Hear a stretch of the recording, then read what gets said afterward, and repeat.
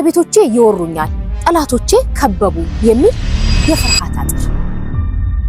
ለብዙ አስርት ዓመታት የኢትዮጵያ የውጭ ግንኙነት በአንድ ቃል ይገለጽ ነበር፣ ስጋት።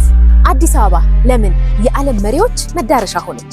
የኢትዮጵያ የመደመር ዲፕሎማሲ ዓለምን ያስደመመው እንዴት ነው?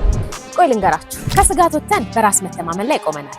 ጎረቤቶቻችንን እንደ ስጋት ማየት አብቅተናል። ዛሬ ለኬንያ፣ ለጅቡቲና ለሱዳን የኤሌክትሪክ ኃይልና የፍቅር ትስስር እያጋራን ለቀጠናው ሰላም መሰረት ሆነናል። ዲያስፖራው አሁን የዶላር ምንጭ ብቻ አይደለም፣ የሀገር አምባሳደርና የእውቀት ምንጭ ነው።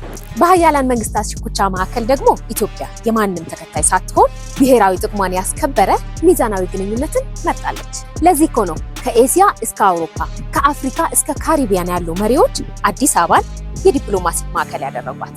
የሀገራችን ተሰሚነቷና ክብሯ ከፍ ማለቱ ታዲያ አያኮራ? በሚገባ እንጂ። እስኪ ሀሳባችሁን አጋሩ። የዶት ስትሪም ማህበራዊ ገጾቻችንን ፎሎ ማድረግ ደግሞ እንዳትረሱ።